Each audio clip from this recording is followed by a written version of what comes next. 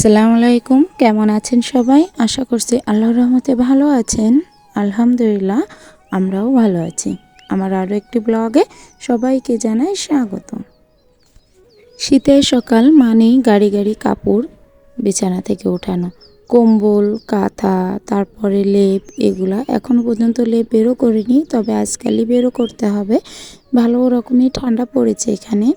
আর আমাদের বাসাটার তো সামনে একদমই খোলা মাঠ, তো প্রচুর পরিমাণে বাতাস আসে, যেমনটা গরমকালে। আর শীতকালে তো কোনো কথাই নেই, একদম পুরো বাতাসটাই জানালা খুললেই চলে আসে। জানালাটা দিয়ে আবার রোদও আসে খুব, মানে একটু জানালা খোলা পেলেই রোদ বাতাস দুইটাই ঢোকে রুমের ভিতরে, পুরো রুমটা একদম আলো আলো হয়ে যায়। তো সকালে পুরো বাসি বিছানাটা ঝেড়ে কমপ্লিট করে গুছিয়ে তারপরে ফ্লোরটা একটু ঝেড়ে নিচ্ছি। নেবার পর বাইরের কাজকর্ম করতে যাব।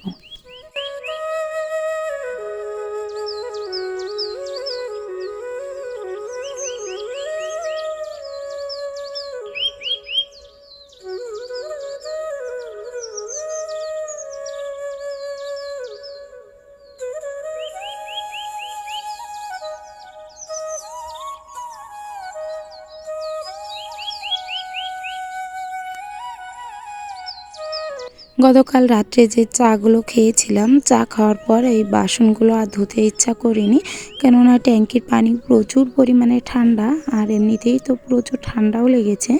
আর এখন আর আগের মতো যখন খাওয়া দাওয়া করি ঠিক তখনই যে সাথে সাথে ধুয়ে ফেলি তেমনটা করি না। ঠান্ডায় পানিটা মানে পানিতে হাত দিতে খুব সমস্যা হয়, তো সে কারণে একবারে রেখে দিই। যখন ধোয়া পাকলা করি তখন একবারে অনেকগুলো বাসন কোসন একবারে ধুয়ে রাখি।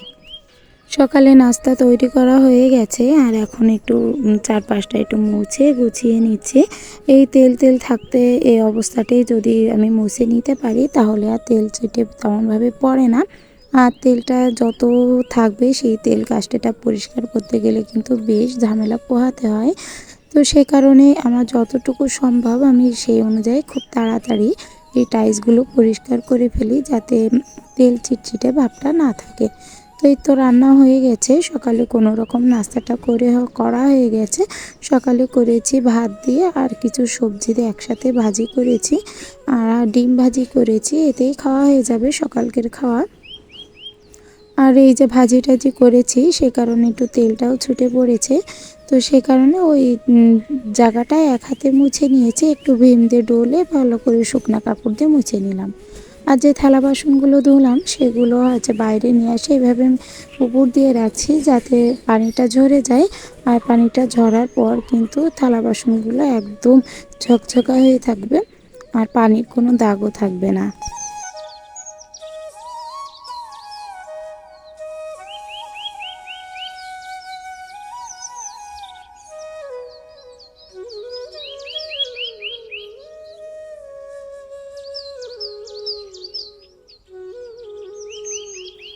গতকাল রাত্রে আমন্ড বাদাম ভিজিয়ে রেখেছিল আমার হাজব্যান্ড। উনি প্রতিদিন সকালে খালি পেটে এগুলো খায়, তো আমার জন্যও রেখে যায়, উনি খায় আর আমার জন্য কিছুটা রেখে যায়।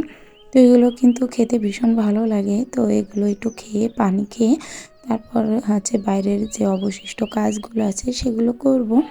আর ওই কাজগুলো কমপ্লিট করে তারপরে রান্না করতে যাব, কেননা শীতের বেলায় যত দ্রুত করতে পারবো তত দ্রুতই ভালো। মেন গেটের সামনে এই জায়গাটা আগে পরিষ্কারটা করে নিচ্ছি, কেননা যত ময়লা নোংরা সব কিন্তু মেন গেটেই থাকে। আমার বাচ্চারা যত কাগজ কাটবে ছিঁড়বে সব কিছু এই গেটের সামনাসামনি রেখে যায়, মানে ফেলে যায় রুমের একেবারে দরজা থেকে ওখানে রেখে যায়। আর এখানে যে জায়গাটা আমি ক্যামেরাটা বসিয়েছি তার পিছনেই পর্দা, তা বাতাস প্রচণ্ড বাতাস আছে এখানে, তো সে কারণে বাতাসে বারবার ওই ক্যামেরাটা ঢেকে যাচ্ছে আবার অন হচ্ছে। আর ক্যামেরাটা যদি সামনে রেখে ভিডিওটা করতাম তাহলে যত ঝাড় দিয়েছি তার যত ধুলো ময়লা সব কিছু কিন্তু এই ফোনটার উপরে যে পড়তো।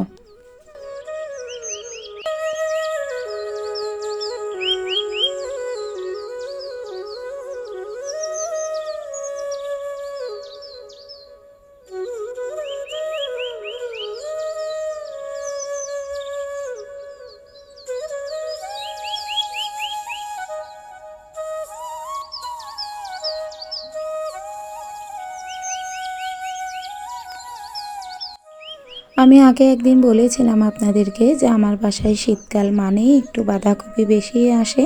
শীতের সবজি বলতে বেশি আসে বাঁধাকপি, ফুলকপি, তার উপরে হচ্ছে আসে টমেটো আর পালং শাক। বাঁধাকপি আর পালং শাক এ দুটো তো ঘন ঘন আসবেই।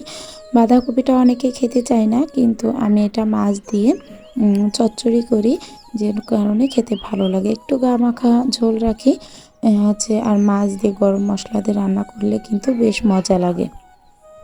তো এই কারণে বাঁধাকপিটা প্রায় প্রায় কেনে আমার হাজবেন্ড, ওনার খেতে খুব ভালো লাগে যেভাবে আমি রান্না করি এভাবে। আর যদি অনেকে আছে ভাজি করে, তো উনি পছন্দ করে না, বলে যে ভাজির থেকে এভাবে রান্না করলে খেতে ভালো লাগে। তো আমি কিন্তু এটাতে পেঁয়াজ বাটা দেয়নি। এখনকার পেঁয়াজের যে পরিমাণের দাম, তো সেই অনুযায়ী একটু রসুন দিয়েছি 2 কোয়া মতো, আর দিয়েছি একটু গোটা জিরা বাটা, তারপরে এলাচ বাটা, 2টা এলাচ দিয়েছি, আর হচ্ছে গোটা জিরা দিয়েছি, দিয়ে একবারে বেটে নিয়েছি। সাথে একটু ঝাল দিয়েছি, শস্যও দিয়েছি। 2টা একসাথে বেটে একবারে সবগুলো বেটে মশলা করে ওইটার ভিতরে কিন্তু দিয়ে দিয়েছি। দিয়ে হালকা একটু কষিয়ে তেল দিয়ে কষিয়ে নিয়ে তারপরে হচ্ছে মাছটা কিন্তু দিব। আর বাঁধাকপিতে আলাদা করে পানি দিলে কিন্তু ঝোলটা বেশি হয়ে যায়। তবে সবগুলো তো একরকম না, কোনোটাই ঝোল ঠিকঠাক থাকে, আবার কোনোটাতে লাগতে পারে। তো মাছগুলো তাড়াতাড়ি ভেজে নিচ্ছি, ভেজে নিয়ে তারপরে এই বাঁধাকপিটার ভিতরে বেশ খানিকটা কিন্তু পানি বেরিয়েছে। এবার এই মাছে যে জালটা খাবে সেটাতে এই পানিটা কিন্তু টেনে যাবে। তো কড়াইটাকে ভালো করে আমি বসিয়ে নিচ্ছি। কড়াইটা নাড়াতে গেলে একটু নড়ছে, তরকারি নাড়াতে গেলে নড়ছে। তো সে কারণে ভালো করে বসিয়ে নিয়ে এর ভিতরে এবার মাছটা দিয়ে দেব। মাছটা দিয়ে ঢাকা দিয়ে দেব। তারপর যখন দেখব যে ঝোলটা কমিয়ে এসেছে, ঠিক সেই মুহূর্তে আমি এটা নামিয়ে নেব। আর হ্যাঁ, এটা নামানোর পর একটু গরম মশলা দিলে, অথবা এটার ভিতরে যদি ধনেপাতা অ্যাড করেন, তাহলে কিন্তু ভীষণ মজাদার একটা খাবার হয়ে যাবে। মনির জন্য এখানে খিচুড়ি রান্না করছি। তো খিচুড়িটি দিয়েছি হচ্ছে সবজি দিয়ে রান্না করব। এখানে মুগ ডাল নিয়েছি আর পোলাও চাল নিয়েছি, আধা কাপ করে নিয়েছি। আর এখানে আলু নিয়েছি, বাঁধাকপি, লাউ শাকের ডগা নিয়েছি 2টা, আর এখানে কিছু পুঁই শাকের পাতা দিয়েছি। দিয়ে সব একসাথে করে মিক্সড করে একটা সবজি খিচুড়ি তৈরি করব। একটু পাতলা হবে। এটা পাতলা করার জন্য আমি এটা প্রেশার কুকারে দিয়ে দিচ্ছি, যাতে এটা খুব তরল হয় এবং হচ্ছে একদম ঘাটা ঘাটা হয়ে যায় একটু। তো এটার ভিতরে তেমনভাবে মশলা কিন্তু আমি অ্যাড করব না, কোনো পেঁয়াজ রসুন কিছুই দিচ্ছি না। এটাতে একবারে শুধু একটু তেল দেব সামান্য একটু, আর মাত্র 2টা ঝাল দিব। আমার মেয়ের বয়সে যদি আপনাদের কোনো বাচ্চা থেকে থাকে, তাহলে এই সবজিটা মানে সবজি খিচুড়িটা তৈরি করে খাওয়াতে পারেন। এটা যেমন মেধা বিকাশে আপনার সাহায্য করবে, তেমন ভীষণ পুষ্টিকর। আর অনেক শাক সবজি যেহেতু, পুষ্টি তো অবশ্যই আছে।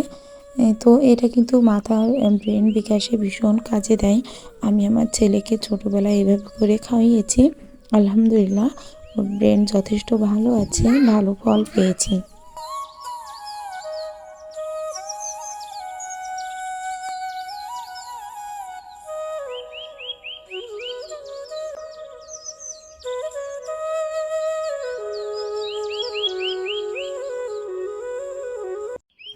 সব কিছুই অবশ্যই সৃষ্টিকর্তার দান। আমি এটা করেছি বলেই যে আমার ছেলের ব্রেনটা ভালো হয়েছে সেটা কিন্তু বলবো না, কেননা বিধাতা যেটা করবে সেটা ব্যতিক্রম কিছুই হবে না। তবে আমরা একটু চেষ্টা করতে পারি। আর এগুলো তো যেহেতু অনেকটা উপকারী, আমার ছেলেটা কিন্তু এ ধরনের সবজি খেতেই চায় না। তবে এই যে ঘুটে একেবারে ডাউলের মতো করে নিব, তো এই কারণে হয়তো ও আজকে এটা খেতে চাইবে। আর আমাকে বলছিল যে আম্মু এভাবে করে কোনো সবজি যা আছে সেটা ও যাতে বাঁচতে না পারে, সেই ব্যবস্থার কারণেই আমি এইভাবে রান্না করছি। আর এটার ভিতরে একটু ধনিয়া গুঁড়া জিরে গুঁড়া দিয়ে দিলাম। আর এই ধনিয়া গুঁড়া জিরে গুঁড়া দেওয়ার কারণে একটু স্বাদ হবে, কেননা বাচ্চাদের মুখেও কিন্তু একটু টেস্টের প্রয়োজন আছে। শুধু তাকে খাওয়ালেই হবে না, যদি এটা স্বাদ ভালো থাকে তাহলে আপনার বাচ্চা নিজে নিজের থেকে এটা খাবে। তবে যাদের বাসায় 6 মাসের বাবু আছে তারা কিন্তু এটা একটু ব্লেন্ড করে খাওয়াই দেখবেন।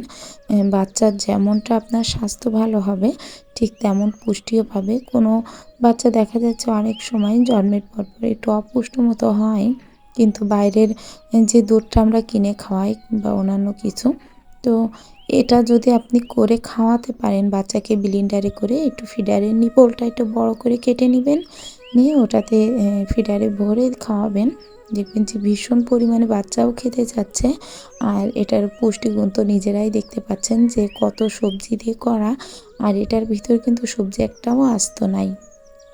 আর ব্লেন্ডারে দিলে তো আর একদমই আস্ত থাকবে না। তো এটা যখন আমি রান্না করছিলাম, আমার পাশে কিন্তু আমার মেয়েকে বসিয়ে পড়াচ্ছি আমি, যে মা তুমি এখানে পড়ো আর আমি তোমার জন্য এখানে রান্না করছি। তো আমার মেয়েটা বারবার বলছে আম্মু আমাকে একটু দাও, আমি খেয়ে দেখি, আমার খুব ক্ষুধা লাগছে। ও ভীষণ পরিমাণে পছন্দ করে এই সবজি খিচুড়ি। তো ওর জন্য তো একটু বেড়ে নিচ্ছি আলাদা একটা পাত্রে, আর ওইটা রেখে দিচ্ছি যে ওর ভাইয়াকে দেবো। আবার যখন ওদের একটু হালকা পাতলা খিদা লাগবে তখন কিন্তু আমি এটা দিয়ে দিতে পারবো। আস্তে আস্তে আমার পরিবারটি বড় হচ্ছে, দেখতে কিন্তু বেশ ভালো লাগছে, আমার নিজের প্রতিও খুব আনন্দ লাগছে। তো আমার আজকের ভিডিওটি যারা আপনারা দেখছেন, আমার চ্যানেলটি এখনও সাবস্ক্রাইব করেননি, তাদেরকে একটা অনুরোধ করছি, আমার আজকের ভিডিওটি যদি ভালো লেগে থাকে তাহলে প্লিজ একটা লাইক দিতে ভুলবেন না। আর যদি চান আপনাদের এই বোনটি একটু হলেও ইউটিউবে জায়গা করে নিক, তাহলে চ্যানেলটি সাবস্ক্রাইব করে যাবেন আর এই বোনটির পাশে দাঁড়াবেন। তো মেয়েটাকে এই তো খেতে দিয়েছি, ও খাচ্ছে আর বলছে আমার খুব মজা হয়েছে, আমাকে এভাবে প্রতিদিন করে দিবে। তো ও যে খাচ্ছে এটাই তো অনেক, নিজে নিজে হাত দিয়ে খাচ্ছে, এটাই একটা মায়ের কাছে অনেকটা পাওয়া। নিজের বাচ্চা যখন একটা জিনিস খুশিও খায়, এর থেকে খুশি হয়তো কোনো মা হয় না। তো ভিডিওটি আর বড় করছি না, এখানেই শেষ করছি। ততদিন আপনারা ভালো থাকবেন, সুস্থ থাকবেন, আল্লাহ হাফেজ, আর আমার পাশেই থাকবেন।